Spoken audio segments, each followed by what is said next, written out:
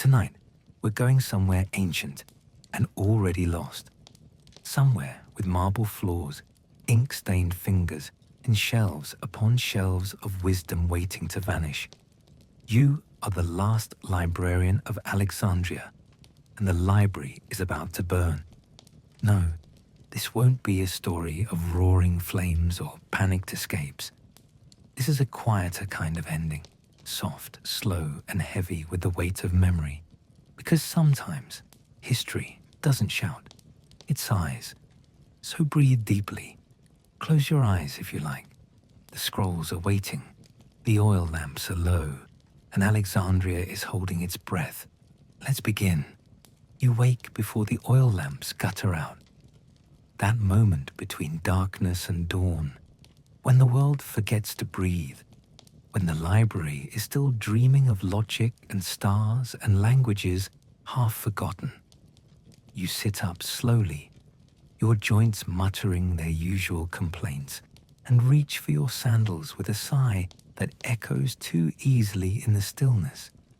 You've been sleeping in the scroll room again, not because you must, but because it feels wrong to leave them now. The library is quiet, as always, except not really, not anymore. You hear the wood creak. You hear footsteps on the marble steps outside. Too many, too often. Alexandria is anxious. The soldiers don't speak in the corridors now. They whisper. The priests hold their prayers longer. The scribes pack in silence. And you? You dust the shelves. Because someone must. You light a lamp with shaking fingers and begin your morning ritual. Walking the eastern hall, where the oldest scrolls are kept. The air smells like warm papyrus, dry ink, and faint olive oil from a lamp that's nearly out. It is, in its way, comforting. Books die quietly, like old friends slipping away. But buildings groan when they know they are doomed. The library groans more each night. You walk slowly between the tall wooden cases, their labels faded, their edges smooth with centuries of careful hands. Each scroll has its place, or had. A few spaces are empty now, just gone. No records, no explanation, no surprise, just absence. In the East Wing, you find the one you tucked away last night. It's a slim scroll, lightweight, brittle with age, packed with formulas no one understands anymore. A Pythagorean treatise on planetary harmonics. Most would call it nonsense. But you like the way the symbols twist like ivy up the parchment. Even the unreadable deserves to be remembered. You roll it carefully and slide it back into the stone shelf behind the bust of Heron. A hiding place. Not a very good one, but better than nothing. That's what you've been reduced to after all. Hiding paper from fire. Not exactly what your tutors promised when they trained you. You will protect wisdom, they said. You will be a steward of knowledge. You will be a librarian of Alexandria.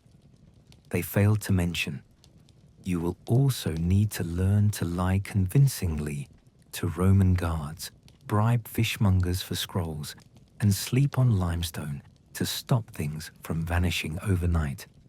A small oversight, really. You pass the astronomy alcove next. The charts are still there. Beautiful spirals inked in cobalt and red. One chart shows the stars from a Babylonian observatory. You've stared at it so many nights, you could redraw it from memory. But you can't draw. Not well. You were always more of a words person. You reach the platform where the lecterns stand. Tall cedarwood tables with curled edges and inkwells long dried. You used to teach here once. Fewer students came each year. The last one, Calixine, hasn't been by in weeks. She probably listened to you too well, knew when to leave. You're still here, of course. Someone has to light the lamps. In the silence, you hear the city begin to wake. Far off, the clash of pottery. hooves on stone, a vendor calling out a prayer instead of a price. You open the window shutters and let in the sea breeze. Alexandria is golden in the early light, and the harbor's cranes swing gently with their loads. The lighthouse winks from the far promontory, tall and indifferent. You used to think Alexandria would outlive everything. Now you aren't sure it'll survive the week. They say Caesar's soldiers are coming again. Or maybe it's the angry mob from the Temple district. Or maybe someone dropped a torch last night and didn't care to stamp it out. Rumors burn faster than libraries. You're not even sure what's true anymore. But something is coming. You can feel it in your bones. And the library knows, too. Its walls feel warmer than they should. Its scrolls dry faster on the racks, as if they're trying to flee the page. You make tea, because even at the end of the world, one must have tea. You sip slowly from the chipped cup you stole from the scriptorium last winter. There's no honey left, just herbs, sharp, earthy, tastes like regret and old parchment. You stare at the door. It hasn't been locked in years. Not really a defense, you suppose, but still, symbolic. You rise and slide the bolt shut, then drag one of the statues in front of it. Aristotle, probably. He was always a bit heavy-handed. You apologize quietly to his marble foot. He doesn't answer. They don't come through the door anyway. That's not how knowledge ends. It ends with hands. Soft, greedy hands. Unrolling a scroll and deciding it isn't useful. It ends with a nod from someone powerful, a shrug, a pile of kindling. By midday, the dust rises in the courtyard. You peer out between the columns. The square is busy, but not bustling. People move quickly, eyes low. One soldier leans on a spear near the fountain, watching the pigeons with professional boredom. You remember when that square hosted debates, children shouting Socratic questions at each other. Now it's just tension and echo. Back inside, you sit at your desk. You pick up a stylus, then put it down. You reach for a scroll, then leave it where it is. You don't want to move. What's the point? But then, beside the wax tablet pile, you spot the little green thread. Ah, yes, the secret shelf. You take the thread and tug gently. A soft click. A panel behind the desk creaks open just enough. Inside, 12 scrolls, all yours. Not yours in the possessive sense, yours in the custodian sense. A history of the Achaemenids. A scroll from China in a script you cannot read but cannot bear to lose. An Egyptian text, older than the city itself, with a smell like cinnamon and dust. A child's poem, clumsily copied in Greek by some young student, who probably went on to become a cobbler instead. You run your fingers over the scrolls, whisper a few names, close the panel again. They're safe, or safer than most. For now. The afternoon passes. A few visitors come. A man looking for shelter. A woman searching for her brother. You give her directions, even though you're not sure the street she asked for exists anymore. A boy asks if the rumors are true. You tell him no. He leaves relieved. You wish you could believe yourself. You boil more tea. You sharpen a reed pen. You sort through wax tablets and find one from years ago, a note to a lover you never sent. You read it, then burn it. Not out of bitterness, just practicality. No one wants that kind of knowledge now. Evening comes. The sun slips behind the rooftops. The lighthouse blinks once, then again. A signal or a farewell. You light the hallway lamps one by one, listening to their tiny flames catch. You whisper thanks to each flame. You're not religious, not really, but habits are habits. You walk once more through the library's great hall. The The scrolls are quiet, waiting. Somewhere a voice shouts, wood splinters, horses scream. Then silence. You do not go to the window. You do not want to know. Instead, you kneel beside the statue of Athena, reach beneath her stone shield, and pull out the final scroll. Just one. Not even important, by most standards. A recipe book, filled with little notes from generations of cooks, tips for roasting lamb, a joke scrawled beside a lentil stew, a child's doodle in the margin, possibly a cat, possibly a horse. You hold it in your lap like a baby. Then you rise, slowly, walk to the northern wall. There's a panel here, loose. You found it years ago. A storage cubby, maybe. A construction floor. You tuck the scroll inside, push the panel back, slide a small bust of Sappho in front of it, and then you sit. You do not cry. You do not scream. You simply watch the light fade from the windows and wait. You are the last librarian of Alexandria. The world outside burns, but inside, just for this moment, there is peace. You rest your head on your arms. The lamp beside you flickers, steady and small. Your eyes grow heavy. If knowledge must vanish, let it vanish quietly. Let it vanish with grace. Let it vanish in sleep. The lamp burns lower. You sit with your back against the stone wall, the wooden shelves towering beside you like silent sentinels. Outside, the city moans. A cartwheel drags across broken stone. A woman shouts someone's name into the dark. Somewhere closer, too close, a door slams. You close your eyes. And for a moment, you imagine it's morning again.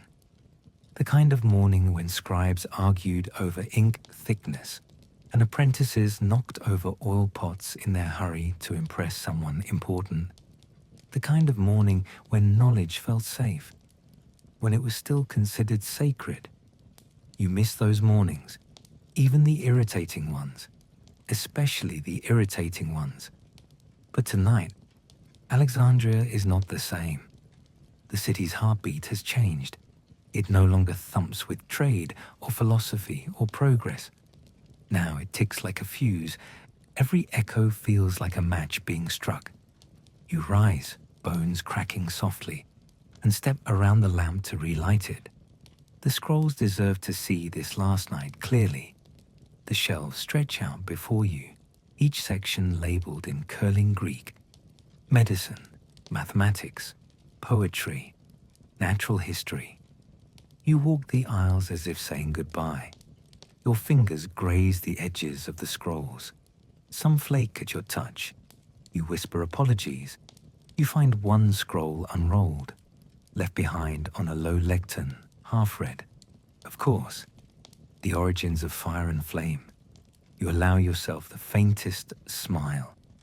A librarian's humor, bitter and bone dry. You roll it up slowly and slide it into its place. Not that it matters. Fire doesn't respect shelving systems. Still, you do it anyway, because habit is all that's left. Outside, the shouting starts again, this time angrier, closer. You move to the window, open just a sliver. The air smells different, acrid, smoky. You spot torches in the street, soldiers maybe, or worse, civilians with nothing to lose and everything to burn. You close the shutters and pull the heavy curtains. Let them have the city. The library is yours, just for tonight. You return to the reading chamber. It was once the grandest part of the library. Now it feels like a tomb. The great mosaic in the center, depicting Apollo guiding the muses, is cracked in half. The gold leaf is peeling from the dome. Mice have taken one corner entirely. Still, the echoes remain. You can almost hear the lectures, the debates, the breathless arguments over syllogisms and star charts. You can almost smell the rose oil the scholars used to dab behind their ears. You remember the night A student brought in a scroll from Pergamon, claimed it proved the stars moved differently in winter. You debated until the lamps burned dry. No one proved anything. But you remember the excitement, the glow, the why. That glow is gone now, replaced by embers. You return to your desk. The drawer sticks, swollen from the sea air. You tug gently and remove a small bundle. Not a scroll, not really. Just loose sheets, stitched together with a broken reed. Your own notes, observations, questions. A few translations you never got around to copying out properly. A poem about a tortoise you wrote when you were sick last year. Terrible, really, but oddly sincere. You think about burning them now. One last act of control. But you don't. Not yet. Instead, you place them beside the hidden shelf. Maybe whoever finds the recipe scroll will find these too. If anyone finds anything at all. The night stretches thin. The walls creak. The shutters rattle. Footsteps pass outside, running now. The sky flickers orange through the cracks in the roof. You realize you are hungry. Not from lack of food, though you haven't eaten since yesterday, but from something else, something deeper, hollow, a hunger for permanence, a craving for witnesses. What good is all this knowledge if no one remains to read it? What use is preserving the world if the world stops asking questions? You try not to cry, not because it would be shameful, but because tears would smudge the ink. And there are still a few things left to write. You move to a smaller desk. You light one last lamp. And there, on a single strip of papyrus, you begin to write. Not history, not science, not law, just a letter. Not addressed to anyone in particular, just the future, a voice in the dark. You write slowly, deliberately. This was a house of knowledge. We tried to keep it whole, to keep it safe. We failed perhaps, but we loved it well. You pause, then add, if you find this, read it carefully. Not for facts, but for hope. The words are yours now, not ours. You blow gently on the ink to dry it, then fold the strip and slide it into the hollow behind the statue of Sappho. Alongside the others, a prayer made of paper. It is nearly dawn. Not that it matters. The light outside is not from the sun. You smell it now. Smoke. Thicker. Closer. Not theoretical anymore. The fire has begun. You don't know where. Some say Caesar's ships. Some say the Serapeum. Some say it started long ago and just took its time reaching you. Either way, the city is glowing. You hear splintering wood, screams, trumpets, but still, no one enters. No one reaches the library. Not yet. You sit on the floor of the scroll room, wrapped in your robe, the last lamp flickering low beside you. You close your eyes. You imagine shelves untouched, a reader's finger tracing lines of poetry, a teacher unrolling a diagram, a child giggling at the margin doodles on a love letter.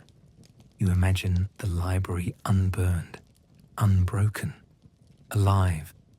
You hold that image like a shield, even as the smoke creeps under the door, even as the stones above your head grow warm. You breathe slowly. You whisper names of authors under your breath. Callimachus, Plato, Hypatia, Aesop, Zeno, Archimedes, like a lullaby, like a funeral rite. You do not leave. There is nowhere left to go. Instead, you sit with the scrolls, the forgotten ones, the absurd ones, the ones no one read, the ones they hid behind busts and inside jars and beneath bricks. You sit among ghosts. You sit in history. You sit quietly.